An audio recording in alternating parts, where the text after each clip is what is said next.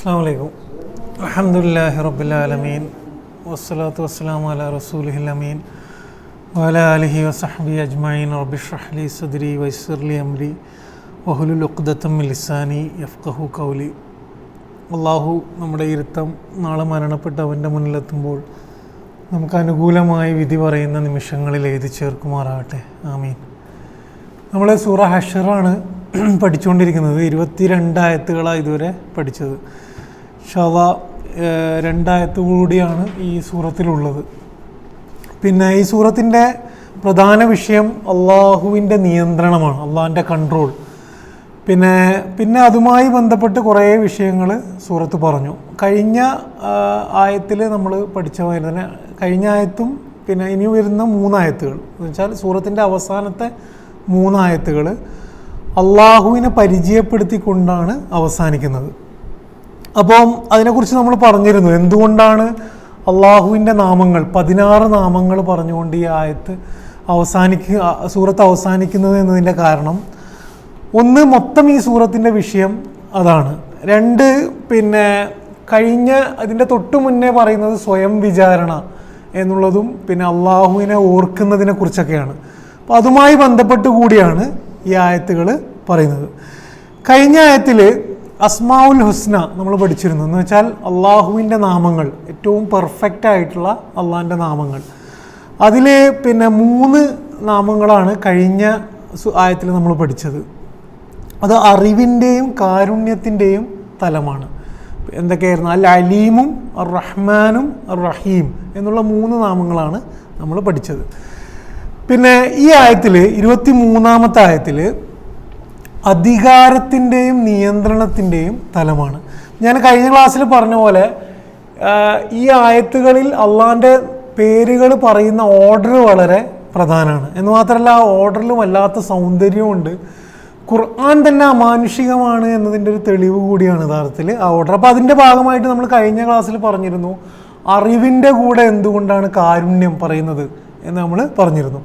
ഇന്നത്തെ ആയത്ത് നോക്കിയാൽ ഹുവല്ലാഹുല്ലദി ലാ ഇലാഹ ഇല്ലാഹു. അപ്പോൾ കഴിഞ്ഞ ആയത്തിൻ്റെ അതേപോലെയാണ് ഈ ആയത്തും തുടങ്ങുന്നത്. അവൻ അള്ളാഹു ആകുന്നു, അവനല്ലാതെ ഒരു ഇലാഹില്ല. അൽ മലിക്ക്. അപ്പോൾ ആദ്യത്തെ നാമം പറയുന്നത് അൽ മലിക്ക്. മുൽക്ക് എന്ന് പറയുന്നത് അധികാരമാണ്, അല്ലെങ്കിൽ ഉടമസ്ഥതയാണ്. മാലിക്ക് എന്ന് പറയുന്നതും മലിക്ക് എന്ന് പറയുന്നതും ആരാണ്? ഉടമസ്ഥനാണ്. എന്ന് വെച്ചാൽ അള്ളാഹിൻ്റെ ഒരു സവിശേഷത, അള്ളയാണ് ഓണർ, അള്ളയാണ് ഈ യൂണിവേഴ്സിൻ്റെ, ഈ പ്രപഞ്ചത്തിൻ്റെ ഉടമസ്ഥൻ അള്ളാഹുവാണ് എന്നതാണ്. പിന്നെ അധികാരം അവനാണ്. അൽ മലിക്ക്. അൽ ഖുദ്ദൂസ്. ഖുദ്ദൂസ് എന്ന് പറയുന്നത് പെട്ടെന്ന് നമുക്ക് മനസ്സിലാകും ബൈത്തുൽ മഖ്ദിസ്, പിന്നെ പരിശുദ്ധി എന്നതാണ് ആ വാക്കിൻ്റെ അർത്ഥം. ഖുദ്സ് പിന്നെ ഖുദ്സിൻ്റെ പിന്നെ അങ്ങേയറ്റത്തെ എക്സ്ട്രീം ഫോമാണ് ഖുദ്ദൂസ് എന്ന് പറഞ്ഞാൽ അങ്ങേയറ്റത്തെ പരിശുദ്ധനാണ് അള്ളാഹു. എന്താണ് പരിശുദ്ധി എന്ന് പറഞ്ഞാൽ? പരിശുദ്ധി എന്ന് പറഞ്ഞാൽ പിന്നെ എല്ലാതരം മാലിന്യങ്ങളും ഇല്ലാതിരിക്കലാണ് പരിശുദ്ധി. എല്ലാതരം കുറവുകളും ഇല്ലാതിരിക്കുക. അപ്പോൾ നമ്മളെ തന്നെ നോക്കിയാൽ നമുക്കിത് പെട്ടെന്ന് മനസ്സിലാവും എന്താണ് ഖുദ്ദൂസ് എന്നുള്ളത്. എന്ന് വെച്ചാൽ എല്ലാതരം സ്വഭാവപരവും പിന്നെ കഴിവിൻ്റെയും എല്ലാ കുറവുകളും ഇല്ലാത്ത പരിശുദ്ധിയാണ് എന്ത്? ഖുദ്ദൂസ് എന്ന് പറയുന്നത്. അപ്പം അൽ ഖുദ്ദൂസ് ഖുർആനിൽ 2 തവണയാണ് ഈ നാമം അള്ളാഹിൻ്റെ ഉപയോഗിച്ചിട്ടുള്ളത്. അസ്സലാം, 3ാമത് അള്ളാഹു പഠിപ്പിക്കുന്ന നാമം അസ്സലാമാണ്. സലാമും നമ്മൾ നിരന്തരം ഉപയോഗിക്കുന്ന ഒരു പദമാണ്. അസ്സലാമു അലൈക്കും എന്ന് പറയുന്നത് നമ്മൾ നിരന്തരം ഉപയോഗിക്കുന്ന പദമാണ്. സലാം എന്ന് പറയുന്നത് സിൽമ് എന്ന് പറഞ്ഞാൽ രക്ഷ, സമാധാനം, രക്ഷയും സമാധാനവുമാണ്. രക്ഷയാണ് യഥാർത്ഥത്തിൽ, രക്ഷയും സമാധാനവുമാണ്. അതോടൊന്നിച്ച് സമർപ്പണവുമാണ്. അതുകൊണ്ടാണ് മുസ്ലിം എന്ന് പറയുന്നത്. അപ്പോൾ രക്ഷയും സമാധാനവും തരുന്നവനാണ് ആര്?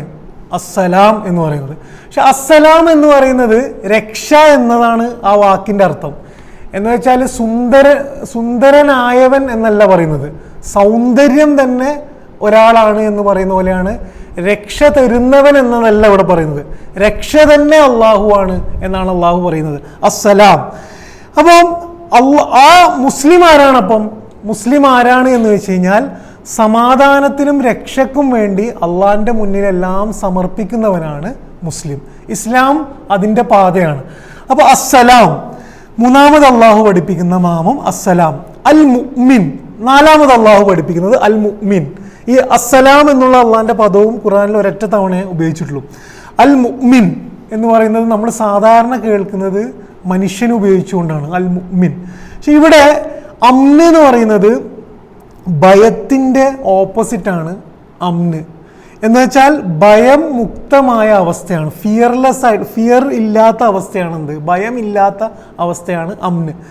അപ്പം മുഅ്മിൻ എന്ന് ഈമാൻ എന്ന് പറയുന്നത് എന്താണ്, വിശ്വാസമാണ്. അതേസമയം വിശ്വാസത്തിലൂടെ നമുക്ക് വരുന്നൊരു റിസൾട്ട് ഭയമില്ലാതെ ആകുക എന്നുള്ളതാണ്. ആരാണ് അൽ മുഅ്മിൻ എന്ന് ചോദിച്ചു കഴിഞ്ഞാൽ മറ്റുള്ളവരെ ഭയമുക്തനാക്കുന്നവനാണ് അൽ മുഅ്മിൻ. അൽ മുഅ്മിൻ അള്ളാഹു ആകുന്നത് എന്താണ്, നമ്മുടെ ഭയമില്ലാതാക്കുന്ന അള്ളാഹിൻ്റെ സവിശേഷതയാണ് അൽ മുഅ്മിൻ. അതേപോലെ തന്നെ വിശ്വാസം തരുന്ന അള്ളാഹിൻ്റെ സവിശേഷതയാണ് അൽ മുഅ്മിൻ. ഇതേ മുഅ്മിൻ മനുഷ്യർക്ക് ഉപയോഗിക്കുമ്പം എന്താണ് വരിക, വിശ്വാസമുള്ളവരും ഭയം അതുകൊണ്ട് തന്നെ ഇല്ലാത്തവരും ഭയമുക്തരായവരുമാണ് ആര്, മുഅ്മിൻ എന്ന് പറയുന്നത്. അപ്പോൾ അൽ മുഅ്മിൻ. പിന്നെ ഉള്ളത് അൽ മുഹൈമിൻ. ഇതും ഒരു തവണയാണ്. അൽ മുഅ്മിൻ എന്നുള്ളത് ഒരു തവണയാണ് ഖുർആനിൽ അള്ളാഹിനെ പ്രയോഗിക്കുന്നത്. അതേപോലെ തന്നെ അൽ മുഹൈമിൻ ഇതും ഒറ്റ തവണയാണ് ഖുർആനിൽ ഉപയോഗിച്ചത്. അൽ മുഹൈമിൻ എന്ന് പറയുന്നത് ഹൈമന എന്ന് പറഞ്ഞാൽ പിന്നെ സംരക്ഷിക്കുക എന്നാണ് അർത്ഥം, പ്രൊട്ടക്റ്റ് ചെയ്യുക. ഇത് നമുക്ക് മനസ്സിലാകാൻ ഖുർആൻ മുൻകഴിഞ്ഞ വേദങ്ങളെ എന്താണ് മുസദ്ദിഖ് എന്ന് വെച്ചാൽ അതിനെ സത്യപ്പെടുത്തുന്നു എന്ന് ഉപയോഗിക്കുന്നുണ്ട്, മുസദ്ദിഖ്. അതേപോലെ ഖുർആൻ ഒരു സ്ഥലത്ത് ഉപയോഗിക്കുന്നുണ്ട് മുഹൈമിൻ എന്ന് ഉപയോഗിക്കുന്നുണ്ട്. മുൻകഴിഞ്ഞ വേദങ്ങളെ സംരക്ഷിക്കുന്നതും സത്യപ്പെടുത്തുന്നതുമാണ് ഖുർആൻ എന്ന് പറയാൻ വേണ്ടിയിട്ട് മുഹൈമിൻ എന്ന് ഉപയോഗിക്കുന്നുണ്ട്. അപ്പോൾ ആരാണ് അൽ മുഹൈമിൻ എന്ന് പറയുന്നത്? മനുഷ്യരെ, നമ്മളെ പ്രൊട്ടക്റ്റ് ചെയ്യുന്ന, സംരക്ഷിക്കുന്ന അള്ളാഹിൻ്റെ സ്വഭാവമാണ്, പരിപാലിക്കുന്ന അള്ളാഹിൻ്റെ സ്വഭാവമാണ് മുഹൈമിൻ. പിന്നെ ഉപയോഗിക്കുന്നത് അൽ അസീസ് എന്നാണ്. അൽ അസീസ് എന്ന് പറയുന്നത് ഒരു വിഷയത്തിലും ഒരു മേഖലയിലും മറികടക്കാൻ കഴിയാത്ത ശക്തിയാണ് അൽ അസീസ്. തോൽപ്പിക്കാൻ കഴിയാത്ത ശക്തിയാണ്, പ്രതാപമുള്ള ഒരു രീതിയിലും മറികടക്കാൻ കഴിയാത്ത ശക്തിയാണ് അൽ അസീസ് എന്ന് പറയുന്നത്. പിന്നെ പറയുന്നത് അൽ ജബ്ബാർ എന്നാണ്. അൽ ജബ്ബാർ ഇതും നമ്മൾ അധികം കേട്ട് പരിചയമില്ലാത്ത, ഇതിൽ പറയുന്ന അധിക നാമങ്ങളും നമ്മൾ വല്ലാണ്ട് പ്രയോഗിക്കാത്ത നാമങ്ങളാണ്. അൽ ജബ്ബാർ ഇത് ശരിക്കും നമ്മുടെ പഠന സംവിധാനങ്ങളുടെ ഒരു കുറവിനെ കൂടെ കാണിക്കുന്നതാണ്. ശരിക്ക് ഒരു മനുഷ്യൻ വിശ്വാസിയായി തുടങ്ങുമ്പം ആദ്യം അറിയേണ്ടുന്ന കുറേ കാര്യങ്ങളാണ് ഇത്. അൽ മുഹൈമിൻ, അൽ മുഅ്മിൻ, അസ്സലാം, അൽ ജബ്ബാർ. അൽ ജബ്ബാർ എന്ന് പറയുന്നത് നിർബന്ധപൂർവം ഒരു പ്രവൃത്തി ചെയ്യിക്കുന്നവനാണ്. എന്ന് വെച്ചാൽ പിന്നെ നിർബന്ധപൂർവം ചെയ്യുന്ന ശക്തിയാണ് അൽ ജബ്ബാർ. അതേപോലെ തന്നെ ഒടിവുള്ള ഭാഗം നേരെയാക്കുക എന്ന പിന്നെ സവിശേഷതയും അൽ ജബ്ബാറാണ്. എന്ന് പറഞ്ഞാൽ എന്താണ്, പ്രപഞ്ചം അള്ളാഹു നിയന്ത്രിക്കുമ്പം ചില കാര്യങ്ങൾ നിർബന്ധപൂർവം തന്നെ ശക്തി ഉപയോഗിച്ചുകൊണ്ട് തന്നെ അള്ളാഹ്ക്ക് നേരെയാക്കേണ്ടി വരും. ആ സ്വഭാവമാണ് അള്ളാഹിൻ്റെ അൽ ജബ്ബാർ എന്ന് പറയുന്നത്. അപ്പോൾ ജബ്ബാർ എന്നുള്ള പദം ഖുർആനിൽ 10 തവണ ഉപയോഗിച്ചിട്ടുണ്ട്. പക്ഷെ ആ 10 തവണയിൽ 9 തവണയും അത് പിന്നെ ഉപയോഗിച്ചിട്ടുള്ളത് തെറ്റായ എന്ന് വെച്ചാൽ പിന്നെ അള്ളാഹു അല്ലാത്ത മനുഷ്യർക്ക് രീതിയിലുള്ള ഉപയോഗിച്ചിട്ടുണ്ട്. അള്ളാഹ്ക്ക് ഒരൊറ്റ തവണയെ അത് ഉപയോഗിച്ചിട്ടുള്ളൂ. പിന്നെ അള്ളാഹ് പരിചയപ്പെടുന്നത് അൽ മുത്തക്കബ്ബിർ എന്നാണ്. അൽ മുത്തക്കബ്ബിർ ഇത് നമ്മൾ കേട്ട് പരിചയമുള്ളതാണ്. കബീർ, കിബിർ എന്ന് പറയുന്നത് പിന്നെ വലുത്, ഒന്നിനേക്കാൾ വലുത് എന്ന് പറയുന്നതാണ് പിന്നെ അക്ബർ എന്ന് പറയുന്നത്. അൽ മുത്തക്കബ്ബിർ എന്ന് പറഞ്ഞാൽ എല്ലാത്തിനേക്കാൾ വലിയവനാണ് ആര്, അള്ളാഹു എന്ന് പറയുന്നതാണ് അൽ മുത്തക്കബ്ബിർ എന്ന് പറയുന്നത്. എന്നിട്ട് അള്ളാഹു ആയത്ത് അവസാനിപ്പിക്കുന്നത് സുബ്ഹാനല്ലാഹി അമ്മാ യുശ്രികൂൻ എന്നാണ്. അപ്പോൾ ഹുവല്ലാഹുല്ലദീ ലാ ഇലാഹ ഇല്ലാഹു, അവൻ അല്ലാതെ ഇലാഹില്ല, അൽ മലിക്, അൽ ഖുദ്ദൂസ്, അസ്സലാം, അൽ മുഅ്മിൻ, അൽ മുഹൈമിൻ, അൽ അസീസ്, അൽ ജബ്ബാർ, അൽ മുത്തക്കബ്ബിർ. എന്നിട്ട് അവസാനിപ്പിക്കുന്നത് സുബ്ഹാനല്ലാഹി അമ്മാ യുശ്രികൂൻ. സുബ്ഹാൻ എന്ന് പറഞ്ഞു കഴിഞ്ഞാൽ പരിപൂർണനാണ് സുബ്ഹാൻ. സുബ്ഹാൻ അല്ലാഹ് നമ്മൾ പറയുമ്പം അള്ളാഹു എല്ലാം കൊണ്ടും പരിപൂർണനാണ് എന്ന് മനസ്സിലാക്കിയിട്ട് നമ്മുടെ മനസ്സിൽ നമ്മൾ നാക്കുകൊണ്ട് പറയുന്നതാണ് സുബ്ഹാൻ അല്ലാഹ് എന്ന് പറയുന്നത്. അപ്പൊ സുബ്ഹാൻ അല്ലാഹി, അള്ളാഹു പരിപൂർണനാണ്, പരിശുദ്ധനാണ്. അമ്മാ യുശ്രികൂൻ, എന്താണ് ഷിർക്ക് എന്ന് പറഞ്ഞാൽ? ഷിർക്ക് എന്ന് പറഞ്ഞാൽ പങ്കാളി വെക്കുകയാണ്, പങ്ക് ആണ്. പങ്കാളികളെ അള്ളാഹുവിനെ ആരെ പങ്കുകാരാക്കുന്നതിൽ നിന്നും അള്ളാഹു എന്താണ്? പരിപൂർണനാണ് എന്നാണ്. നമുക്ക് ഇൻഷാ അല്ലാഹ് ഇതെല്ലാം കൂടി പഠിക്കുമ്പം ഇതിനുള്ള കണക്ഷനും ഈ ആയത്തിൻ്റെ സൗന്ദര്യവും നമുക്ക് മനസ്സിലാവും. ഇത് കേൾക്കുമ്പോൾ തന്നെ നമുക്ക് മനസ്സിലാകുന്ന വിഷയമാണ്. എന്തിനെ കുറിച്ചാണ് ഇവിടെ പറയുന്നത്? കഴിഞ്ഞ ആയത്തിൽ അറിവിനെ കുറിച്ചാണ് പറയുന്നത്. ഈ ആയത്തിൽ എന്തിനെ കുറിച്ചാണ് പറയുന്നത്? അധികാരത്തെക്കുറിച്ചാണ് പറയുന്നത്, അള്ളാഹിൻ്റെ നിയന്ത്രണത്തെക്കുറിച്ചാണ് പറയുന്നത്. എന്താണ് ഈ ആയത്തും കഴിഞ്ഞ ആയത്തും തമ്മിലുള്ള ബന്ധം? എന്തുകൊണ്ടാണ് അറിവും കാരുണ്യവും പറഞ്ഞിട്ട് അധികാരം പറയുന്നത്? അറിവും കാരുണ്യവും ഉള്ളവനായ അള്ളാഹുവിനാണ് അധികാരവും ഉള്ളത്. അധികാരമുണ്ട് എന്നതല്ല, അറിവുള്ള ആൾക്കാണ് അധികാരം ഉണ്ടാകാൻ കഴിയുള്ളൂ. അതേപോലെ തന്നെ അധികാരത്തോടൊപ്പം കാരുണ്യം കൂടി ഉള്ളവനാണ് അള്ളാഹു. അതുപോലെ തന്നെ ഇന്നത്തെ ഈ ആയത്തിൻ്റെ ഒരു സൗന്ദര്യം, നമ്മളോട് അധികാരത്തെ വിവരിക്കാൻ പറഞ്ഞാൽ എന്താണ് അധികാരം, എന്താണ് ശരിയായ അധികാരം, എന്താണ് പൂർണ്ണമായ അധികാരം, നമുക്ക് ഏറ്റവും ഇഷ്ടമുള്ള അധികാരം എന്താണ് എന്ന് ഒരാളോട് വിവരിക്കാൻ പറഞ്ഞു കഴിഞ്ഞാൽ ഈ ആയത്താണ് അതിൻ്റെ ഏറ്റവും സമഗ്രമായ വിവരണം എന്ന് നമുക്ക് കാണാൻ കഴിയും. ഈ ആയത്തിൻ്റെ തുടക്കം പറയുന്നത് എന്താണ്? അൽ മാലിക്കാണ്, ഉടമസ്ഥതയാണ്, അധികാരമാണ്. പിന്നെ അള്ളാഹു അധികാരത്തെക്കുറിച്ചല്ല പറയുന്നത്, ആ അധികാരത്തിൻ്റെ മാനുഷിക തലമാണ് പറയുന്നത്. എന്ന് വെച്ചാൽ അധികാരം ഉള്ളവനാണ് അൽ മാലിക്, അൽ മലിക് പറഞ്ഞു. പിന്നെ പറയുന്നത് എന്താണ്? ഖുദ്ദൂസ് എന്നാണ്. അധികാരം വെറുതെ അധികാരമുള്ളവനല്ല, എല്ലാ കുറവുകളും ഇല്ലാതെ അധികാരമുള്ളവനാണ്. പിന്നെ അതിൻ്റെ കൂടെ പറയുന്നതാണ് അസ്സലാം, വെറുതെ അധികാരമുള്ളതല്ല, ആരുടെ മേലാണോ അധികാരമുള്ളത് അവർക്ക് രക്ഷ നൽകുന്നവനാണ്. പിന്നെ അൽ മുഅ്മിൻ, വെറുതെ അധികാരമല്ല, ആ അധികാരത്തിലൂടെ തൻ്റെ കീഴിലുള്ളവർക്ക് ഭയമില്ലാതെ ആക്കുന്ന ശക്തിയാണ്.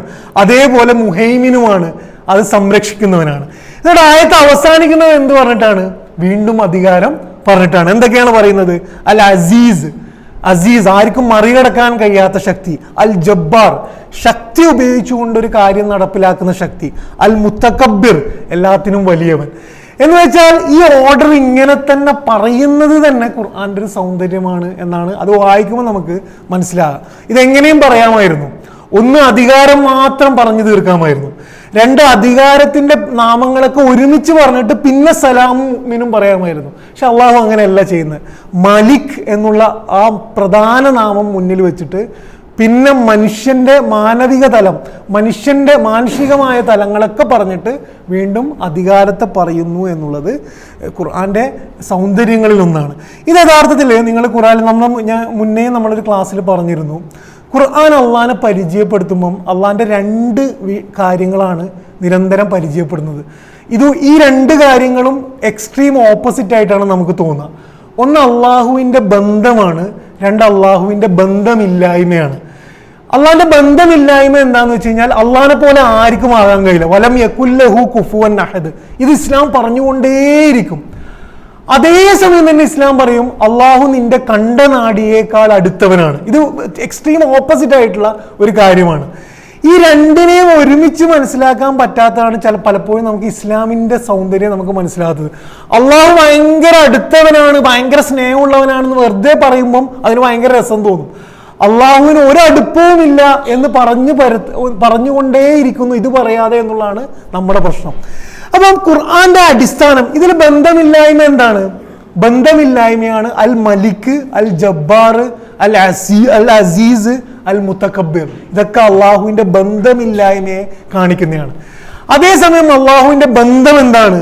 അസ്സലാം, അൽ മുഅ്മിൻ, അൽ മുഹൈമിൻ എന്ന് പറയുന്നത് എന്താണ്? അള്ളാഹിന്റെ ബന്ധത്തെയാണ് കാണിക്കുന്നത്. ഇത് നമുക്ക് കുറെ കൂടെ മനസ്സിലാകാൻ അധികാരത്തെക്കുറിച്ച് തന്നെ നമ്മൾ ആലോചിച്ച് കഴിഞ്ഞാൽ, അധികാരം എന്ന് പറയുന്നത് ഏറ്റവും അപകടകരമായ, ഏറ്റവും ചൂഷണം സാധ്യമാകുന്ന ഒരു കാര്യമാണ് അധികാരം എന്ന് പറയുന്നത്.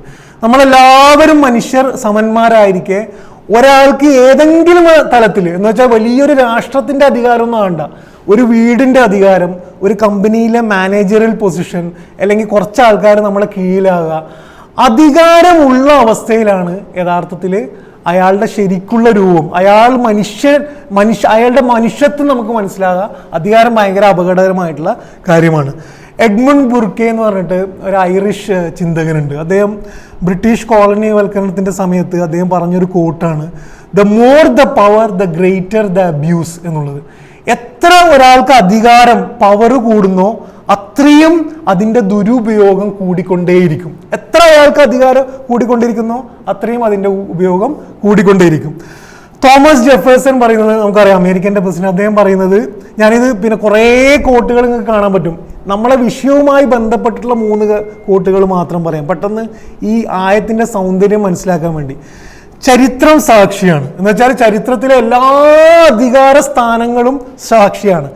എത്ര നല്ല ഭരണകൂടമാണെങ്കിലും കാലക്രമേണ അത് സ്വേച്ഛാധിപത്യത്തിലേക്ക് മെല്ലെ മാറുക തന്നെ ചെയ്യും. ഇത് മനുഷ്യന് അധികാരം കിട്ടിയാൽ, ഒരാൾക്ക് അധികാരം കിട്ടിയാൽ അയാളുടെ സ്വാഭാവികമായിട്ട് സംഭവിക്കാൻ പോകുന്ന കാര്യമാണ്. പിന്നെ വേറൊരു കോട്ട് ഇംഗർസോൾ, ചിലപ്പോൾ നമ്മൾ കേട്ടിട്ടുണ്ടാവും. ഇംഗർസോൾ എന്ന് പറഞ്ഞ എഴുത്തുകാരനാണ്, ചിലപ്പോൾ നമ്മൾ വായിച്ചിട്ടുണ്ടാവും. അദ്ദേഹം പറയുന്നത്, if you wish to know what a man really is give him power എന്നാണ്. ഒരാൾ എങ്ങനെയാണ് എന്ന് അറിയണമെങ്കിൽ, അയാളുടെ സ്വഭാവം നമുക്ക് ശരിക്ക് മനസ്സിലാണെങ്കിൽ അയാൾക്ക് അധികാരം കൊടുത്തു നോക്കൂ എന്ന് പറയുന്നുണ്ട്. ഇവിടെ വെച്ചുകൊണ്ട് ഈ ആയത്തിൻ്റെ പ്രയോഗങ്ങൾ ആലോചിച്ച് നോക്കാം. ഖുറാൻ്റെ ഇങ്ങനത്തെ നിരന്തരം പ്രയോഗങ്ങൾ കാണും. ഖുറാനിൽ വല്ലാണ്ട് എന്നെ വ്യക്തിപരമായിട്ട് സ്ട്രൈക്ക് ചെയ്തൊരു ആയത്താണ് വക്കുലിൽ ഹക്കു മിർ റബ്ബിക്കും. അള്ളാഹ് തന്നെ പറയുകയാണെന്ത്, ഇത് ഹക്കാണ്, ഇസ്ലാം ഹക്കാണ്. ഫമൻ ഷാ ഫൽയുമിൻ ഫമൻ ഷാ ഫൽയക്ഫുർ. അള്ളാഹു വളരെ ആധികാരികമായിട്ട് പറയുകയാണെന്ത്, ഇസ്ലാം തന്നെയാണ് ശരി, പക്ഷെ നിങ്ങൾക്ക് വേണമെങ്കിൽ ഇതിനെ നിഷേധിക്കാം, വേണമെങ്കിൽ വിശ്വസിക്കാം. ഇത് ഭയങ്കരമായിട്ടുള്ള എന്താണ് ബാലൻസ്ഡ് ആയിട്ടുള്ള ഒരു ഇതാണ്. അധികാരത്തിൻ്റെ തന്നെ നമുക്ക് പല ഇതും കാണാൻ പറ്റും. ജൂതന്മാരെ നമ്മൾ ഏറ്റവും കൂടുതൽ ഇന്ന് ചർച്ച ചെയ്യുന്നത് ഗസ വിഷയമാണ്. ഹോളോകാസ്റ്റ് ഒരു അധികാര രൂപം ഒരു മനുഷ്യ സമൂഹത്തിനോട് ചെയ്ത ക്രൂരതയാണ് ഹോളോകാസ്റ്റ്. അത് അനുഭവിച്ചവർക്ക് മറ്റൊരു സ്ഥലത്ത് അധികാരം കിട്ടിയപ്പം അവർ മറ്റൊരു ജനവിഭാഗത്തിൻ്റെ മുകളിൽ അതേ ക്രൂരത ചെയ്യുന്ന വൈരുദ്ധ്യമാണ് നമ്മൾ കാണുന്നത്. അധികാരം മനുഷ്യന് കിട്ടുമ്പോൾ ഉള്ള ഇതാണ്. പിന്നെ അതേപോലെ തന്നെ ഇന്ത്യൻ്റെ കാര്യം നമ്മൾ രണ്ടാമത് ഏറ്റവും കൂടുതൽ ചർച്ച ചെയ്യുന്നത് ഇന്ത്യയാണ്. BJP അധികാരത്തിൽ വരുന്നതിൻ്റെ കുറേ പ്രശ്നങ്ങൾ, അധികാരത്തിൽ വന്നില്ലെങ്കിലും കുറേ പ്രശ്നങ്ങൾ നമ്മൾ ചർച്ച ചെയ്യും. അധികാരത്തിൽ വരുമ്പോഴുള്ള പ്രശ്നങ്ങൾ നിങ്ങൾ ചർച്ച ചെയ്ത് നോക്കുക. ED-യുമായി ബന്ധപ്പെട്ടുള്ള വിഷയം നമുക്കറിയാം. എന്താ ചെയ്യുന്നത്, ശരിക്കും ഒരു അധികാരം ഉപയോഗിച്ചുകൊണ്ട് എങ്ങനെ കാര്യങ്ങൾ നടപ്പിലാക്കാം എന്നതിൻ്റെ ഏറ്റവും പെർഫെക്ഷനോടുകൂടി കാണിച്ചു തന്ന വർഷങ്ങൾ കൂടിയാണ് നമ്മൾ കണ്ടു കഴിഞ്ഞത് എന്നുള്ളതാണ്. ഇനി BJP-യും ഗസയും ജൂതന്മാരൊന്നും എടുക്കണ്ട. നമ്മളെയൊക്കെ വീട്ടിൽ നമ്മൾ കാണിക്കുന്ന പുരുഷാധിപത്യം മാത്രം എടുത്തു നോക്കിക്കഴിഞ്ഞാൽ എത്രത്തോളം അധികാരം പ്രശ്നമാണ് എന്ന് മനസ്സിലാക്കാൻ പറ്റും. എന്തുകൊണ്ടാണ് ഇത്രയും സ്വാതന്ത്ര്യം കൊടുക്കുന്ന ഇസ്ലാമിനകത്ത് പോലും സ്ത്രീകൾക്ക് അവകാശത്തിന് വേണ്ടി പറയേണ്ടി വരുന്നത് എന്ന് വെച്ച് കഴിഞ്ഞാൽ നമുക്കിത് മനസ്സിലായിട്ടില്ല എന്നുള്ളതാണ്. നമുക്കും അധികാരം കിട്ടിയാൽ നമ്മൾ ഇങ്ങനെയൊക്കെ തന്നെയാണ്. നമ്മൾ ഭൂരിപക്ഷമാകുന്നിടത്ത് നമുക്ക് അധികാരം കിട്ടിയാൽ നമ്മളും ഇങ്ങനെയൊക്കെയാണ്. ഇനി പണ്ഡിതന്മാരുടെ കാര്യം ആലോചിച്ച് നോക്കുക. ഇതൊക്കെ എല്ലാ തലങ്ങളിലും ഇത് കാണാൻ പറ്റും. ഇത് വെച്ചുകൊണ്ട് നിങ്ങൾ അള്ളാഹിൻ്റെ ഈ ആയത്ത് ആലോചിച്ച് നോക്കുക. അള്ളാഹ്ക്ക് ഇങ്ങനെ പറയേണ്ട ഒരു ആവശ്യമില്ല. അള്ളാഹു ഖുർആനിൽ അള്ളാഹിനെ പരിചയപ്പെടുത്തുമ്പം അവൻ്റെ അധികാരത്തിൻ്റെ ഏറ്റവും ഉയർന്ന രൂപം പരിചയപ്പെടുത്തുമ്പോൾ അവിടെ വളരെ ബോധപൂർവം രക്ഷയും സമാധാനവും ഭയമുക്തമായതും സംരക്ഷണവുമൊക്കെ ചേർത്ത് വെക്കുന്നു എന്നുള്ളത് തന്നെ വിശ്വാസികൾ എന്ന അർത്ഥത്തിൽ നമുക്ക് ഭയങ്കര കോൺഫിഡൻറ്റ് തരേണ്ടുന്ന കാര്യമാണ്. അപ്പം അള്ളാഹിൻ്റെ അധികാരത്തിൻ്റെ പൂർണ്ണതയാണ് നമ്മൾ ഇതിൽ കാണുന്നത്. അപ്പം അള്ളാഹിൻ്റെ അധികാരം എന്ന് പറയുന്നത് സൃഷ്ടികൾക്ക് വിജയിക്കാൻ വേണ്ടിയുള്ള അള്ളാഹ് അധികാരം പ്രയോഗിക്കുന്നത് എന്തിനു വേണ്ടിയിട്ടാണ്? അള്ളാഹിൻ്റെ അധികാരമുണ്ട്, അള്ളാഹിൻ്റെ സ്വതസിദ്ധമായിട്ട് അള്ളാഹ്ക്ക് അധികാരമുണ്ട്. പക്ഷെ ആ അധികാരം നമ്മളുമായി ബന്ധപ്പെട്ട് നമ്മൾ എങ്ങനെയാണ് മനസ്സിലാക്കുന്നത്? എവിടെയോ നിന്നുകൊണ്ട് നമ്മളിങ്ങനെ നോക്കി പിടിക്കാൻ നിൽക്കുന്ന ഒരു ശക്തിയായിട്ടല്ല. അങ്ങനെ നമ്മൾ പഠിപ്പിക്കുന്നതുകൊണ്ടാണ് ഇസ്ലാമിനോട് ആൾക്കാർക്കൊരു ഇഷ്ടം തോന്നാത്തത്. അള്ളാഹിൻ്റെ അധികാരത്തെ നമ്മൾ നോക്കുമ്പം ആ അധികാരം എന്തിനു വേണ്ടിയിട്ടാണ് അള്ളാഹ് ഉപയോഗിക്കുന്നത് എന്നതും കൂടി മനസ്സിലാക്കി തരുന്നു. എന്തിനു വേണ്ടിയിട്ടാണ്? നമ്മെ രക്ഷിക്കാൻ വേണ്ടിയിട്ടാണ്. അൽ ജബ്ബാർ എന്ന് പറയുന്നത് ഒടിഞ്ഞ എല്ലുകളെ നികത്തുന്നതാണ്. പിന്നെ വളരെ ഫോഴ്സ് ഉപയോഗിച്ചുകൊണ്ട് ശരിയാക്കുന്നവനാണ്. ചില സമയത്ത് അങ്ങനെയാണ്. നമ്മുടെ ജീവിതം നമ്മളറിയാതെ തന്നെ നമുക്കിഷ്ടമില്ലാതെ തോന്നുന്നൊരു സമയത്ത് അള്ളാഹു പെട്ടെന്നൊരു ടേണിങ്ങിലൂടെ നമ്മളെ തന്നെ എന്ത് ചെയ്യും? അള്ളാഹു നന്നാക്കി തരുന്നതായിട്ട് കാണാൻ പറ്റും. ഇത് ഖുർആനിൽ നിങ്ങൾ ഈ ഒരു കൺസെപ്റ്റ് മനസ്സിൽ വെച്ചിട്ട് അള്ളാഹിൻ്റെ അധികാരത്തിൻ്റെ ഈ 2 ഭാഗങ്ങൾ, മാനുഷിക തലവും അങ്ങേയറ്റത്തെ അധികാരവും എന്ന തലം വെച്ചുകൊണ്ട് ഖുറാന്റെ ആയത്തുകൾ ഇനിയൊന്ന് വായിച്ചു നോക്കിക്കഴിഞ്ഞാൽ കുറേ ആയത്തുകൾ ഇതുമായി ബന്ധപ്പെട്ട് നമുക്ക് വായിക്കാൻ കഴിയും. ഒരു ഉദാഹരണം പറയാൻ, സൂറ ബുറൂജ്, നമുക്കറിയാവുന്ന സൂറ ബുറൂജിൽ രണ്ട് സ്ഥലത്ത് ഉള്ള പ്രയോഗങ്ങൾ. എന്തിനാണ് സൂറ ബുറൂജ്, എന്താണ് വിഷയം നമുക്കറിയാം. എന്താണ്? വിശ്വാസികളെ വളരെ ക്രൂരമായിട്ട് ഒരു ചരിത്രത്തിൽ ഒരു വിഭാഗങ്ങൾ കൊന്ന ആ സംഭവത്തെ കുറിക്കാനാണ് സൂറ ബുറൂജിന്റെ ആദ്യം. അല്ലദീ ലഹു മുൽക്കു സമാവാതി വൽ അർള്. അപ്പൊ അവരോട് പറയാണ്, ആരോട്? വിശ്വാസികളെ ക്രൂരമായി അങ്ങനെ അടിച്ചമർത്തിയ ആ ജനതയോട് അള്ളാന്റെ അധികാരം പറയാണ്. അല്ലദീ ലഹു മുൽക്കു സമാവാതി വൽ അർള്. അള്ളാഹ് ആരാണ്? ആരോടാണ് നിങ്ങൾ ഇത് ചെയ്യുന്നത്? അവൻ മുൽക്കു സമാവാതി വൽ അർള്, ഇതിന്റെയൊക്കെ ഉടമസ്ഥനാണ്. വല്ലാഹു അലാ കുല്ലി ഷൈഇൻ ഷഹീദ്. അള്ളാഹു എല്ലാത്തിനും സാക്ഷിയാണ്. ഇനിയുള്ള പ്രയോഗങ്ങൾ ശ്രദ്ധിച്ചു നോക്കുക. ഇന്നല്ലദീന ഫതനുൽ മുഅ്മിനീന വൽ മുഅ്മിനാത്തി. വിശ്വാസികളെ ഇങ്ങനെ മർദ്ദിച്ച, ഫിത്ന ആക്കിയ ഇവരുണ്ടല്ലോ, സുമ്മലം യതൂബു, അവർ പശ്ചാത്തപിച്ചിട്ടില്ലെങ്കിൽ, അതിനുശേഷം പശ്ചാത്തപിച്ചിട്ടില്ലെങ്കിൽ ഫലഹും അദാബു ജഹന്നം. എന്ത് പ്രയോഗമാണെന്ന് ആലോചിക്കുക. ഞാൻ ഖുർആൻ പഠിക്കാൻ തുടങ്ങിയ സമയത്ത് ഏറ്റവും കൂടുതൽ മനസ്സിൽ തട്ടിയ ആയത്തുകളിൽ ഒന്നാണ്. നിങ്ങൾ ഈ പ്രയോഗം ശ്രദ്ധിച്ചു നോക്കാം. ഒരു വിഭാഗം അടിച്ചമർത്തിയ ആൾക്കാരോടാണ് അള്ളാഹുവിടെ പറയുന്നത്, ഇന്നല്ലദീന ഫതനുൽ മുഅ്മിനീന വൽ മുഅ്മിനാത്ത്. വിശ്വാസികളെ ക്രൂരമായി അടിച്ചമർത്തിയ അവരുണ്ടല്ലോ, അവർക്ക് നരകമുണ്ട് എന്നല്ല പറയുന്നത്. സുമ്മലം യതൂബു, അവരതിനുശേഷം പശ്ചാത്തപിച്ചിട്ടില്ലെങ്കിൽ അവർക്ക് എന്തുണ്ട്? നരകമുണ്ട് എന്നുള്ളതാണ്. ഭയങ്കര പ്രയോഗമാണ്. അധികാരത്തോടൊന്നിച്ച് തന്നെ ഉള്ള കാരുണ്യത്തെ കുറിച്ചാണ് ഇവിടെ അള്ളാഹു പറയുന്നത്. എന്നിട്ട് അതേപോലെ തന്നെ സൂറ ബുറൂജിന്റെ അവസാനത്തിൽ അള്ളാഹ് പറയുന്നത്, ഇന്ന ബത്ഷ റബ്ബിക ലശദീദ്. അള്ളാഹിന്റെ പിടുത്തം ഭയങ്കര ശക്തമായിരിക്കും. അപ്പൊ അത് അധികാരമാണ്. ഇന്നഹു ഹുവ യുബ്ദിഉ വ യുഈദ്. അവനാണ് ആദ്യമായി ഉണ്ടാക്കുന്നതും അത് ആവർത്തിക്കുന്നതും. പിന്നെ പറയുന്നത് എന്താണ്? വഹുവൽ ഗഫൂറുൽ വദൂദ് എന്നാണ്. വഹുവൽ ഗഫൂറുൽ വദൂദ്, അവനാണ് ഏറ്റവും പുറത്തു കൊടുക്കുന്നവനും സ്നേഹമുള്ളവനും, വല്ലാത്ത സ്നേഹമുള്ളവനും അവനാണ്. ഇന്ന ബത്ഷ റബ്ബിക ലശദീദ്. അള്ളാഹിന്റെ പിടുത്തം ഭയങ്കര കടുപ്പമുള്ളതാണ് എന്ന പോയിന്റിൽ നമ്മൾ നിന്നാൽ നമുക്ക് മതത്തെക്കുറിച്ച് ഒരു പ്രത്യേക കൺസെപ്റ്റ് കിട്ടും.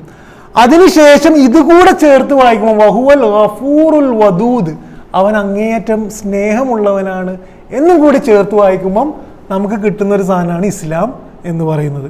ഇനി ഖുർആനിൽ ഇതുപോലത്തെ കുറെ ആയത്തുകൾ നമുക്ക് കാണാൻ പറ്റും. ഇനി സൂറ മുൽക്കിൽ നിങ്ങൾ നോക്കുക. മുൽക്ക് തുടങ്ങുന്നത് എങ്ങനെയാണ്? തബാറക്കല്ലദീ ബിയദിഹിൽ മുൽക്ക് എന്നാണ്. അള്ളാഹ്ക്ക് മുൽക്കുണ്ട് എന്ന് പറഞ്ഞാൽ മതി. പക്ഷെ അള്ളാഹ്ക്ക് മുൽക്കുണ്ട് എന്ന് പറയുന്നതിന് മുന്നേ ബറക്കത്താണ് ഇവിടെ ഉപയോഗിക്കുന്നത്. ബറക്കത്ത് എന്ന് പറഞ്ഞാൽ വളർച്ച സാധ്യമാക്കുന്ന, വികസനം സാധ്യമാക്കുന്ന, കുറേ സൃഷ്ടിപ്പ് സാധ്യമാക്കുന്ന അള്ളാഹിന്റെ ക്വാളിറ്റിയാണ് ബറക്കത്ത്. തബാറക്കല്ലദീ ബിയദിഹിൽ മുൽക്ക് എന്നുള്ളതാണ്. അപ്പം അള്ളാഹിന്റെ ഈ അധികാരതലം, അള്ളാഹ്ക്ക് അധികാരമുണ്ട് എന്നുള്ളത് നമുക്ക് വല്ലാത്ത കോൺഫിഡൻസ് തരണമെന്നാണ് ഞാൻ പറഞ്ഞു വരുന്നത്. ഇതിൻ്റെ ഒരു ഉദാഹരണം മൂസാ നബി അലൈഹി സ്വലാമാണ്. മൂസാ നബി അലൈഹി സ്വലാമിൻ്റെ ഒരു സംഭവം സൂറ ഷുഅറയിൽ 61 മുതൽ 68 വരെയുള്ള ആയത്തിൽ, ഫലമ്മ തറഅൽ ജംആനി ഖാല അസ്ഹാബു മൂസ ഇന്നാ ലമുദ്റകൂൻ എന്ന് വെച്ചാൽ, മൂസാ നബി അലൈഹി സ്വലാം ബനു ഇസ്രായേലും കൊണ്ട് ഇങ്ങനെ പോവുകയാണ്. അപ്പം ബാക്കിൽ നിന്ന് ഇവരെ കാണുകയാണ്. ആരെ? ഫിറൗനും ടീമിനെയും കാണുകയാണ്. അപ്പം മൂസാ നബിൻ്റെ കൂടെ വന്ന ആൾക്കാർ പറഞ്ഞു, ഇന്നാ ലമുദ്റകൂൻ, തീർച്ചയായും എന്ത് ചെയ്യാൻ പോവാണ്? നമ്മൾ പിടിക്കപ്പെടാൻ പോവാണ്, ഇനി രക്ഷയില്ല, സന്നിഗ്ധ ഘട്ടമാണ്, അപ്പം പിടിക്കാൻ പോവാണ്. അപ്പം മൂസാ നബി അലൈഹി സ്വലാം അവരോട് മറുപടി പറയാണ്. നമ്മൾ ആലോചിക്കേണ്ടത്, ഖുർആൻ എന്ന ദൈവിക ഗ്രന്ഥം നമുക്കിങ്ങനെ ഹിദായത്തായിട്ട് തരുമ്പം എന്തിനാണ് കടലിലേക്ക് പോകാൻ പോകുന്നതിൻ്റെയും അതിനു മുന്നേ ഉള്ള ഈ ചെറിയ രംഗത്തിലെ സംഭാഷണങ്ങൾ നമുക്ക് കോട്ട് ചെയ്ത് തരുന്നത് എന്നാണ് നമ്മൾ ആലോചിക്കേണ്ടത്. ആ ആൾക്കാർ മൂസാ നബിനോട് പറയും, നമ്മൾ എന്തായാലും പിടിക്കപ്പെടാൻ പോവാണ്. മൂസാ നബി അലൈഹി സ്വലാം അവരോട് പറയും, കാല കല്ല, അങ്ങനെയൊന്നുമല്ല, ഇന്ന മഅയ റബ്ബി സയഹ്ദീൻ, നമ്മുടെ കൂടെ എന്തുണ്ട്? തീർച്ചയായും എന്നോടൊപ്പം എൻ്റെ രക്ഷിതാവുണ്ട്, അവൻ എന്ത് ചെയ്യും? വഴി കാണിച്ചു തരും. എന്നിട്ട് ലാസ്റ്റുള്ള പ്രയോഗം വ ഇന്ന റബ്ബക ലഹുവൽ അസീസുർ റഹീം എന്നാണ്. ഇന്ന് നമ്മൾ പഠിച്ച നാമമാണ് അൽ അസീസ്, ആർക്കും തോൽപ്പിക്കാൻ കഴിയാത്ത ശക്തി. ആർക്കും തോൽപ്പിക്കാൻ കഴിയാത്ത ശക്തിയെ മൂസാ നബി അലൈഹി സ്വലാം എപ്പോഴാണ് മനസ്സിലാക്കുന്നത്? തോൽക്കാൻ പോകുമ്പോഴാണ് മനസ്സിലാകുന്നത്. തോൽക്കാൻ പോകുമ്പം ആർക്കും തോൽപ്പിക്കാൻ കഴിയാത്തൊരു ശക്തിയുടെ കൈയാണ്, ആ കൈയിലാണ് ഞാൻ പിടിച്ചിട്ടുള്ളത് എന്നത് നമുക്ക് എന്താ തരേണ്ടത്? കോൺഫിഡൻസ് തരണം എന്നുള്ളതിൽ നിന്നുകൊണ്ടാണ് മൂസാ നബി അലൈഹി സ്വലാം അവിടെ പറയുന്നത്. ഇനി ഇതിൽ ഉള്ളൊരു നാമം, ഈ നാമങ്ങൾ ഓരോന്നും കുറേ പറയാനുള്ളതാണ്. അസ്സലാം എന്നുള്ള നാമം നമ്മൾ ചേർത്ത് മെല്ലെ ഇരുന്ന് സമാധാനത്തോടു കൂടി ആലോചിക്കുന്നതാണ്. സമാധാനം തരുന്ന രക്ഷിതാവ്. നമ്മളേറ്റവും കൂടുതൽ നമ്മൾ ഈ ഓട്ടമൊക്കെ ഓടുന്നത്, നമ്മളെല്ലാ കാര്യങ്ങളും ചെയ്യുന്നത് സമാധാനം കിട്ടാനാണ്. അസ്സലാം സമാധാനം തരുന്നവനാണ്, നമ്മൾ ഏറ്റവും ആഗ്രഹിക്കുന്നതാണ്. ഖുർആനിൽ 2 പ്രയോഗങ്ങളുണ്ട്. അള്ളാഹു സുബുലസ്സലാമിലേക്കാണ് നമ്മളെ നയിച്ചുകൊണ്ടിരിക്കുന്നത് എന്നാണ്. ഭയങ്കര പ്രയോഗമാണ്, 2 വാക്കുകളാണ്, പക്ഷെ അത് മതി നമുക്ക് സമാധാനം കിട്ടാൻ. അള്ളാഹു സമാധാനത്തിൻ്റെ വഴികളിലേക്കാണ് നമ്മളെ നയിച്ചുകൊണ്ടിരിക്കുന്നത്. രണ്ടാമത് ഖുർആനിലൊരു പ്രയോഗം, ഏറ്റവും അവസാനം നമ്മൾ എത്താൻ പോകുന്നത് ദാറുസ്സലാമിലാണ്. ദാറുസ്സലാം എന്ന് പറഞ്ഞാൽ സമാധാനത്തിൻ്റെ ഗേഹമാണ്. സ്വർഗത്തെക്കുറിച്ച് എന്തൊക്കെ പിക്ചർ നമ്മുടെ മനസ്സിലില്ലെങ്കിലും ഉണ്ടാകേണ്ടുന്ന ഒരു പിക്ചർ സമാധാനം കിട്ടുന്ന ഒരു ഗേഹം എന്നാണ്. നമസ്കാരത്തിന് ശേഷം നമ്മൾ എന്താ പറയുന്നത്? അല്ലാഹുമ്മ അൻതസ്സലാം വമിൻകസ്സലാം എന്നാണ്. പടച്ചവനെ നീയാണ് സമാധാനം, നിന്നിൽ നിന്നാണ് എന്ത് സമാധാനം എന്ന് പറയുന്നത്. അതാണ്. ഇനി നമ്മൾ ഈ ആയത്തിലേക്ക് തിരിച്ചു വന്നാൽ അള്ളാഹിൻ്റെ അധികാരം എന്ന് പറയുന്നത് തന്നെ നമ്മൾ ആലോചിക്കണം. ഇത് ഞാൻ പറഞ്ഞത് അധികാരത്തിൻ്റെ മാനുഷിക തലമാണ്. അള്ളാഹിൻ്റെ അധികാരം തന്നെ നമ്മൾ കുറേ ആലോചിക്കേണ്ട കാര്യമാണ്. എന്ന് വെച്ചാൽ നമുക്ക് ഊഹിക്കാൻ കഴിയാവുന്നതിലപ്പുറമുള്ള അധികാരത്തെക്കുറിച്ചാണ് പറയുന്നത്. എന്ന് വെച്ചാൽ ഒരു ഇല അനങ്ങുന്നത്, ഒരു റൂഹിനെ പിടിക്കുന്നത്, ഒരു കണ്ണിമ വെട്ടുന്നത്, ഒരു കാറ് അങ്ങനെ പോകുന്നത്, ഒരു പുതിയ കുട്ടി ജനിക്കുന്നത്, അങ്ങനെ എല്ലാത്തിൻ്റെയും ഒരേ സമയം പാരലലി അധികാരമുള്ള നിയന്ത്രണമുള്ള ഒരു ശക്തി എന്ന് പറയുന്നത് നമ്മുടെ ഊഹിക്കാൻ കഴിയാവുന്നതിൻ്റെ അപ്പുറമാണ് എന്നുള്ളതും കൂടി എന്ത് ചെയ്യുക, അള്ളാൻ്റെ അധികാരത്തെക്കുറിച്ച് മനസ്സിലാക്കുക. നമ്മുടെ പ്രശ്നം എന്താണെന്ന് വെച്ച് കഴിഞ്ഞാൽ നമ്മൾ പലപ്പോഴും നിയന്ത്രണം ഇല്ലാതാകുമ്പോഴാണ് നമ്മളത് ശ്രദ്ധിക്കുക. ഇപ്പോൾ ഒരു പ്രളയം വരുമ്പോഴാണ് നമ്മൾ എന്ത് ചെയ്യുക, ശ്രദ്ധിക്കുക. ഒരു ഭൂകമ്പം ഉണ്ടാകുമ്പോഴാണ് നമ്മൾ ശ്രദ്ധിക്കുക. നിയന്ത്രണം ഉള്ളതാണ് ശരിക്കും അത്ഭുതം. എന്ന് വെച്ചാൽ പ്രളയം ഇല്ലാതിരിക്കുന്നതാണ് എന്ത്, പ്രളയം ഉണ്ടാകുന്നത് തന്നെ അള്ളാന്റെ നിയന്ത്രണമാണ്. നിയന്ത്രണം പോയിട്ടല്ല, അത് അള്ളാന്റെ ഖദറാണ്. നമ്മൾ പലപ്പോഴും നിയന്ത്രണം ഇല്ലാതാകുമ്പോഴാണ് എന്ന് പറഞ്ഞിട്ട് നമ്മൾ ഇതാക്കുക. എന്നിട്ട് പിന്നെ നമ്മൾ പ്രാർത്ഥിക്കുക ചെയ്യുക. നിയന്ത്രണം ഉള്ളതാണ് അത്ഭുതം. എങ്ങനെയാണ് വെള്ളം കറക്റ്റായിട്ട് ഒഴുകുന്നത്? എന്തുകൊണ്ടാണ് 40-45 ഡിഗ്രിയിൽ ചൂടിങ്ങനെ നിൽക്കുന്നത്? എന്തുകൊണ്ടാണ് നമ്മൾ ഫ്രോസായി നമ്മൾ ആകെ തണുത്തു പോകാത്തത്? എന്തുകൊണ്ടാണ് നമ്മൾ അടുത്തുകൂടെ പോകുമ്പം അരുവി പെട്ടെന്ന് അവിടുന്ന് വരാത്തത്? നിയന്ത്രണം ഉള്ളതാണ് എന്ത് അത്ഭുതം. ആ നിയന്ത്രണം ഉണ്ടാക്കുന്നവനാണ് അള്ളാഹു എന്നുള്ളത്. ഞാൻ നേരത്തെ പറഞ്ഞ ആയത്തിൽ തബാറക്കല്ലദീ ബിയദിഹിൽ മുൽക്കു വഹുവ അലാ കുല്ലി ഷൈഇൻ ഖദീർ, സൂറ മുൽക്കിലെ ഫസ്റ്റ് ആയത്ത് എന്താണ്? തബാറക്കല്ലദീ ബിയദിഹിൽ മുൽക്ക്, അള്ളാഹിന്റെ നിയന്ത്രണമാണ്. എന്നിട്ട് ആ നിയന്ത്രണത്തിനെ അള്ളാഹു 3-ാമത്തെ ആയത്തിൽ വർണ്ണിക്കുന്നത് ഇങ്ങനെയാണ്: അല്ലദീ ഖലഖ സബ്അ സമാവാത്തിൻ തിബാക, 7 ആകാശങ്ങളെയും അടുക്കുകളായിട്ട് എന്ത് ചെയ്തു? അള്ളാഹു സൃഷ്ടിച്ചു. മാ തറാ ഫീ ഖൽഖിർ റഹ്മാനി മിൻ തഫാവുത്ത്, നിങ്ങൾക്ക് എന്ത് ചെയ്യാൻ കഴിയില്ല, എങ്ങനെ നോക്കിയാലും അവൻ്റെ സൃഷ്ടിപ്പിൽ ഒരു പഴുത്, ഒരു പ്രശ്നം, ഒരു കുറവ് എന്ത് ചെയ്യാൻ കഴിയില്ല, കാണാൻ കഴിയില്ല എന്നുള്ളത് ഈ നിയന്ത്രണത്തിനെ കാണിക്കുകയാണ്. ഇതാണ് അള്ളാഹിൻ്റെ നിയന്ത്രണത്തെക്കുറിച്ചുള്ള പാഠം എന്ന് പറയുന്നത്. ഇത് നമുക്ക് തരുന്ന പാഠം എന്താണ്? നമ്മളെങ്ങനെയാണ് ഈ അൽ മാലിക് അസ്സലാം എന്നതിൻ്റെ നാമം നമ്മുടെ ജീവിതത്തിൽ പകർത്താന്ന് വെച്ച് കഴിഞ്ഞാൽ, ലോകത്തിലുള്ള ഒരു അധികാര ശക്തിയും അള്ളാഹിൻ്റെ അധികാര ശക്തിയുടെ മുകളിലല്ല എന്ന കോൺഫിഡൻസ് നമുക്ക് എന്ത് ചെയ്യണം, എപ്പോഴും ഉണ്ടാകണം. അപ്പോൾ ആരുടെ മുന്നിലും തല കുനിക്കേണ്ടി വരൂല. 2, അള്ളാഹിൻ്റെ അധികാരത്തെ നമ്മൾ എന്ത് ചെയ്യണം, മാനിക്കണം. 3, നമുക്ക് അധികാരം വന്നു എന്ന് വെക്കുക, ഒരു ഇസ്ലാമിക രാഷ്ട്രം അല്ലെങ്കിൽ ഒരു മുസ്ലിം സംഘടന നേതൃത്വം അല്ലെങ്കിൽ നമ്മുടെ മഹല്ല് നേതൃത്വം, നമ്മുടെ വീട്ടിൽ നമ്മുടെ അധികാരത്തിൻ്റെ സ്വഭാവം, ഒരു മുസ്ലിമിൻ്റെ അധികാരത്തിൻ്റെ സ്വഭാവം എന്താണെന്ന് വെച്ചാൽ അത് അധികാരത്തിൻ്റെ ഒന്നിച്ച് ഭയമില്ലാതാക്കുന്നതും പിന്നെ സമാധാനം കൊടുക്കുന്നതും സംരക്ഷണം കൊടുക്കുന്നതുമാകണം എന്നുള്ളതൊക്കെ ഇത് തരുന്ന പാഠമാണ് എന്ന് കാണാൻ കഴിയും. ഇനി 2-ാമത്തെ വിഷയം എന്ന് പറയുന്നത് പിന്നെ സുബ്ഹാനല്ലാഹി അമ്മ യുശ്രികൂൻ എന്ന് പറഞ്ഞുകൊണ്ടാണ് ഈ ആയത്ത് അവസാനിക്കുന്നത്. പെർഫെക്റ്റ് എൻഡിങ് ആണ്, വളരെ കൃത്യമായിട്ടുള്ള ചേർത്തുവെക്കലാണ്. സുബ്ഹാനല്ലാഹി അമ്മ യുശ്രികൂൻ. തസ്ബീഹ് എന്ന് പറഞ്ഞാൽ ഞാൻ പറഞ്ഞു അള്ളാഹു പരിപൂർണനാണ്. അപ്പോൾ അള്ളാഹു പരിപൂർണനാണ് എന്ന് ഇത്രയും പേരുകൾ വായിക്കുമ്പോൾ തന്നെ നമുക്ക് മനസ്സിലാവും അസ്സലാം അൽ മുഅ്മിൻ, ഇതൊക്കെ പറയുമ്പോൾ നമുക്ക് മനസ്സിലാവുന്നത് അള്ളാഹു പരിപൂർണനാണ്. അള്ളാഹുവിൽ പങ്കു ചേർക്കലാണെന്ത് ഷിർക്ക് എന്ന് പറയുന്നത്. ഇനി പിന്നെ ഈ ആയത്തിന്റെ പ്രയോഗം, ഈ പ്രയോഗം ശ്രദ്ധിച്ചു നോക്കുക. സുബ്ഹാനല്ലാഹി അമ്മാ യുശ്രികൂൻ എന്നാണ് പറയുന്നത്. അവർ പങ്കു ചേർക്കുന്നതിൽ നിന്നും അള്ളാഹു പരിപൂർണനാണ്. അള്ളാഹിന്റെ സവിശേഷതകളൊക്കെ പറഞ്ഞിട്ട് അള്ളാഹ് പറയുന്നത് എന്തല്ല, നിങ്ങൾ ഷിർക്ക് ചെയ്യരുത് എന്നല്ല. നിങ്ങൾ ഷിർക്ക് ചെയ്യരുത് എന്നല്ല പറയുന്നത്. എന്താ പറയുന്നത്? നിങ്ങൾ ഷിർക്ക് ചെയ്യാൻ വിചാരിച്ചാൽ പോലും അള്ളാഹു നിങ്ങൾ ഷിർക്ക് ചെയ്യാൻ കഴിയുന്നതിലും അപ്പുറമാണ് എന്നാണ്. അള്ളാഹു നിങ്ങൾ ഷിർക്ക് ചെയ്യാൻ കഴിയുന്നതിലും പരിപൂർണനാണ് എന്നാണ് പറയുന്നത്. അപ്പൊ ഷിർക്ക് ചെയ്യുമ്പോൾ യഥാർത്ഥത്തിൽ എന്താ സംഭവിക്കുന്നത്? അള്ളാഹ്ക്ക് പങ്കുവരുമ്പോൾ എന്താ ശരിക്കും സംഭവിക്കുന്നത്? അള്ളാഹിന്റെ അധികാരത്തിലൊന്നും സംഭവിക്കുന്നില്ല. അള്ളാഹിന്റെ പേഴ്സ്പെക്റ്റീവിൽ നിന്നുകൊണ്ടല്ല അത് പറയുന്നത്. ഷിർക്ക് ചെയ്യുമ്പോൾ ശരിക്കും സംഭവിക്കുന്ന ആർക്കാണ്? നമ്മുടെ മനസ്സിലാണ് മാലിന്യം വരുന്നത്, നമുക്കാണ് കോട്ടം വരുന്നത്. അള്ളാഹു പറയുന്നത് നിങ്ങൾക്ക് ഷിർക്ക് ചെയ്യാൻ നിങ്ങളിനി പങ്കുകാരാക്കാൻ ശ്രമിച്ചു നോക്കുക. ആ ശ്രമിച്ചാൽ തന്നെ എന്താണ്, അതിൻ്റെ അപ്പുറമാണ് അള്ളാഹു എന്ന് പറയുന്നതായിട്ട് കാണാൻ പറ്റും. ഇതേപോലെ ഖുർആനിൽ മറ്റൊരു പ്രയോഗം തആല അമ്മാ യുശ്രികൂൻ എന്ന് ഖുർആൻ പ്രയോഗിക്കുന്നു. തആല എന്ന് പറഞ്ഞാൽ ഉയർന്നിരിക്കുന്നവനാണ്. ഉയർന്നിരിക്കുന്നവനാണ് എന്ത്? നിങ്ങൾ ഷിർക്ക് ചെയ്യാൻ വിചാരിച്ചാലും അതിലും ഉയർന്നിരിക്കുന്നവനാണ് അള്ളാഹു എന്ന പ്രയോഗം എന്നാണ്. ഇനി ഈ ഷിർക്കിനെ കുറിച്ച് കുറച്ച് കാര്യങ്ങൾ മാത്രം പറഞ്ഞിട്ട് അവസാനിപ്പിക്കാം. ഈ ഷിർക്കിനെ കുറിച്ച് പറയുമ്പോൾ, പ്രത്യേകിച്ച് ഒരു മുസ്ലിം സദസ്സിനോട് പറയുമ്പം വളരെ ലാഘവത്തോടു കൂടിയാണ് നമ്മൾ കേട്ടിരിക്കുക. കാരണം ഷിർക്ക് എന്ന് പറഞ്ഞാൽ നമുക്ക് എന്തായാലും വരാൻ പോകുന്ന ഒരു സാധനമല്ല എന്നൊരു മെൻറ്റാലിറ്റി നിന്നുകൊണ്ടാണ് ഷിർക്കിനെ കുറിച്ച് കേൾക്കുക, കുഫറിനെ കുറിച്ച് കേൾക്കുക. പക്ഷെ ഖുർആൻ വായിക്കുമ്പം ഇത്രയും ലാഘവത്വം നമുക്ക് കിട്ടൂല, ഇത്രയും എളുപ്പം നമുക്ക് ഫീൽ ചെയ്യൂല.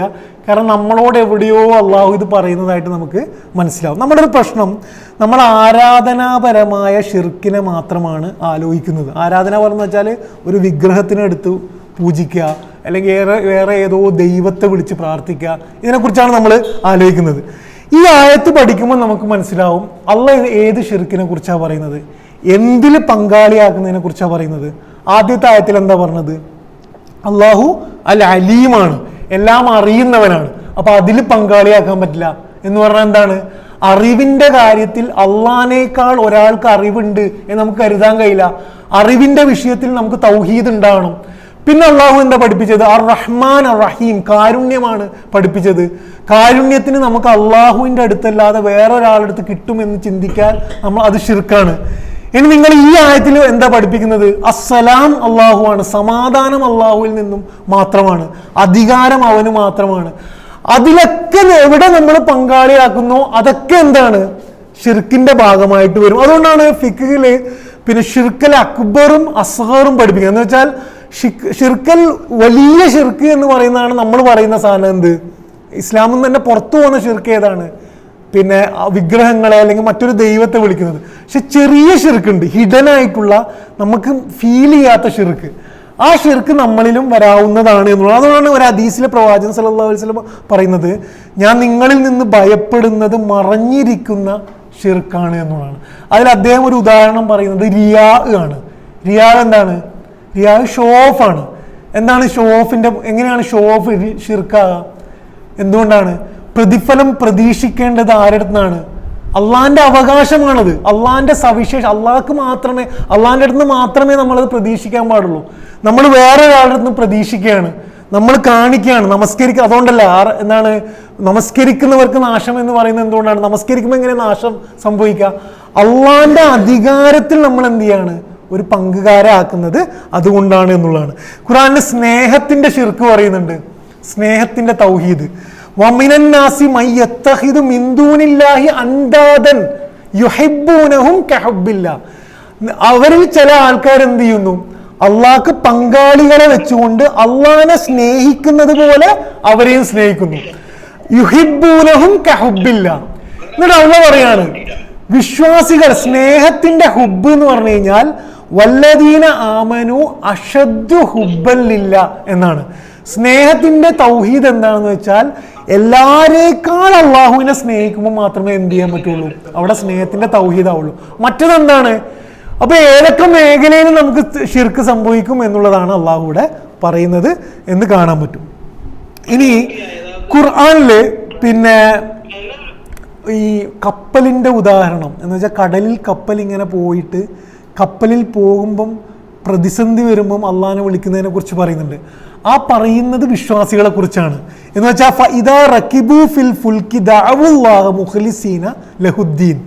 കപ്പലിൽ ഇങ്ങനെ പോകുമ്പം എന്താണ്, എന്തെങ്കിലും പ്രശ്നം വരുമ്പം എല്ലാം എന്ത് ചെയ്തു? അള്ളാഹുവിന്, എന്ന് വെച്ചാൽ അള്ളാഹ് എന്ന ദൈവവിശ്വാസമുള്ളവർ എന്ത് ചെയ്തു? അള്ളാഹുവിനെ വിളിക്കുന്നു. ഫലമ്മ നജ്ജാഹും ഇലൽ ബർരി ഇദാഹും യുശ്രികൂൻ എന്നാണ് അവിടെ പറയുന്നത്. യുശ്രികൂൻ, അവരെ ഞാൻ അവിടെ നിന്ന് രക്ഷിച്ചാൽ അവരെന്ത് ചെയ്യുന്നു? അള്ളാഹുവിന് ഷിർക്ക് കൽപ്പിക്കുന്നു എന്ന് പറയുന്നത്. അവസാനത്തെ ഒരു പോയിന്റ്, പിന്നെ ഷിർക്കും സമാധാനവും പിന്നെ ഭയമില്ലാത്ത അവസ്ഥയും തമ്മിൽ വല്ലാത്ത ബന്ധമുണ്ട്. ഇത് ഖുർആൻ പഠിപ്പിക്കുന്ന ഒരു കാര്യമാണ്. ഷിർക്ക്, തൗഹീദ് എന്ന് പറയുന്നത് മനസ്സിന് ഭയങ്കര ശക്തി തരുന്ന കാര്യമാണ്. എന്തുകൊണ്ടാണ്?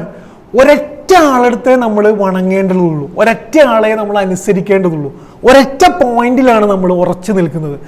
മറ്റതിൻ്റെ പ്രശ്നം എന്താണ്? നമ്മളെല്ലാ പല വിധേയത്വങ്ങളാണ്. പലരോടും കേഴണം, പലരോടും മുന്നിൽ താഴണം, പലരിൽ നിന്നും പ്രതീക്ഷിക്കണം എന്നുള്ളത് മനസ്സിനെ എന്താ ചെയ്യുന്നത്?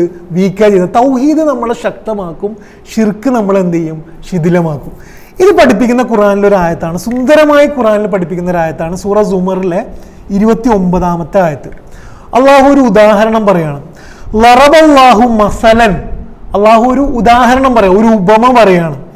റജുലൻ ഫീഹി ശുറക്കാഹു മുതശാകിസൂന വറജുലൻ സലമൻ ലിറജുലിൻ ഹൽ യസ്തവിയാനി മസല എന്നാണ്. ഒരു മനുഷ്യനെ ഉപമയായി എടുത്തു കാണിക്കുന്നു. പരസ്പരം വഴക്കടിക്കുന്ന ഏതാനും പങ്കുകാരാണ് അവൻ്റെ യജമാനൻ. എന്ന് വെച്ചാൽ ഒരു മനുഷ്യൻ, ആ മനുഷ്യന്റെ സ്ഥിതി എന്ന് വെച്ചാൽ പരസ്പരം പങ്കെടുക്കുന്ന കുറേ യജമാനന്മാർ അവനുണ്ട്, കുറേ യജമാനന്മാർ. അവനും ഒരൊറ്റ യജമാനന് മാത്രം കീഴ്പ്പെടേണ്ടവനായ മറ്റൊരാളും ഒരേപോലെയാണോ എന്ന് അള്ളാഹു ചോദിക്കുന്നത്. അവിടെ ഉപയോഗിച്ച പദം സലമൻ എന്നാണ്, സമർപ്പിച്ച്. എന്ന് വെച്ചാൽ ഒരൊറ്റ യജമാനൻ, ഒരൊറ്റ രക്ഷിതാവ്, ഒരൊറ്റ മുതലാളി, ഒരൊറ്റ സുജൂദ് ചെയ്യേണ്ടവൻ, ഒരൊറ്റ അനുസരിക്കേണ്ടവൻ ഉള്ള ഒരാളാണോ? ഒരാളെയും കുറേ പേരെ മുന്നിൽ വണങ്ങേണ്ടവരും ഒരേപോലെയാണോ എന്ന് അള്ളാഹു ചോദിക്കുന്നത് ഈ ഷിർക്കും തൗഹീദിനും നമ്മുടെ ജീവിതത്തിൽ തരുന്ന എഫക്റ്റിനെ കൂടെ അള്ളാഹു പഠിപ്പിക്കുകയാണ്. അപ്പം ഈ ആയത്തെന്ന് പറയുന്നത് നമ്മൾ ഒന്നും കൂടി ഒറ്റയ്ക്കിരുന്ന് ഒന്ന് വായിച്ചു നോക്കേണ്ട ആയത്താണ്. കാരണം കുറേ അള്ളാഹിൻ്റെ സവിശേഷതകൾ ഒരുമിച്ചുണ്ട്. പക്ഷെ അതങ്ങനെ എടുത്തു കഴിഞ്ഞാൽ നമ്മുടെ മനസ്സിൽ ഒരു ചിത്രം വരും. ആ ചിത്രം വളരെ സുന്ദരമായിട്ടുള്ള ഒരു ചിത്രമാണ്. ഞാൻ നേരത്തെ കഴിഞ്ഞ ക്ലാസ്സിൽ പറഞ്ഞ പോലെ തന്നെ അസ്മാ ഉൽ ഹുസ്ന എന്ന് പറയുന്നത് നമ്മുടെ ജീവിതത്തിൽ ഏറ്റവും തുടക്കത്തിൽ ഉണ്ടാവേണ്ടുന്ന ഒരു പോയിന്റാണ്. കാരണം നമ്മുടെ മനസ്സ് തുടങ്ങേണ്ടതും നമ്മുടെ ആറ്റിറ്റ്യൂഡും നിലപാടുകളൊക്കെ തുടങ്ങേണ്ടത് ഈ ഒരു ബേസിൽ നിന്നുകൊണ്ടാണ്. അപ്പോൾ ഇപ്പം നമ്മുടെ മനസ്സിൽ ക്ലിയർ ആയത് അറിവ്, കാരുണ്യം, അധികാരം, അധികാരത്തിൻ്റെ മാനുഷിക രൂപം എന്നതാണ് അള്ളാഹു നമുക്ക് പഠിപ്പിച്ച്. അള്ളാഹു നമ്മളെയൊക്കെ അനുഗ്രഹിക്കുമാറാകട്ടെ. പടച്ചവൻ നമുക്ക് അവൻ്റെ അധികാരവും നിയന്ത്രണവും കാരുണ്യവും സുരക്ഷയും ഒക്കെ മനസ്സിലാക്കാനും അതനുസരിച്ച് ജീവിക്കാനുമുള്ള തൗഫീഖ് അള്ളാഹു നമുക്ക് നൽകുമാറാകട്ടെ. പടച്ചവൻ ഗസയിലെ ജനങ്ങൾക്ക് സമാധാനവും സംരക്ഷവും സുരക്ഷയും ആർജവും ഒക്കെ അള്ളാഹു ധാരാളമായി നൽകുമാറാകട്ടെ. റബ്ബനാ തഖബ്ബൽ മിന്നാ ഇന്നക അൻതസ് സമീഉൽ അലീം വതുബ് അലൈനാ ഇന്നക അൻതത് തവ്വാബുർ റഹീം. ആമീൻ ആമീൻ ബിറഹ്മതിക യാ അർഹമർ റഹീമീൻ. അസ്സലാമു അലൈക്കും.